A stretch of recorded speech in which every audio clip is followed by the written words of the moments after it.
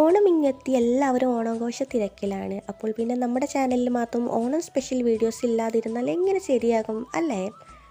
ഓണസദ്യയിലെ കുഞ്ഞുങ്ങളുടെ ഇഷ്ടവിഭവമായിട്ടുള്ള പുളിയിഞ്ചി ഒന്ന് ഉണ്ടാക്കി നോക്കിയാലോ? അപ്പോൾ അതിനായിട്ടൊരു പാനിലേക്ക് വെളിച്ചെണ്ണ ഒഴിച്ച് ചെറുതാക്കി അരിഞ്ഞ് വെച്ചിട്ടുള്ള ഇഞ്ചും പച്ചമുളകും ചേർത്ത് അതിൻ്റെ പച്ചമണം പോകുന്നവരെ ഒന്ന് വഴറ്റിയെടുക്കാം കേട്ടോ. ഇതിലേക്ക് 1/2 ടീസ്പൂൺ മുളകും പൊടിയും 1/4 ടീസ്പൂൺ മഞ്ഞൾപ്പൊടിയും ആവശ്യത്തിന് ഉപ്പും നമ്മൾ പിഴിഞ്ഞ് വെച്ചിട്ടുള്ള പുളിവെള്ളം കൂടി ചേർത്ത് നല്ലപോലെ ഒന്ന് തിളപ്പിച്ചെടുക്കാം. ഇതിലേക്ക് 2 ശർക്കര കഷ്ണം കൂടി ചേർത്ത് അതിൻ്റെ വെള്ളം ഒന്ന് ഏകദേശം വറ്റിച്ചെടുക്കണേ.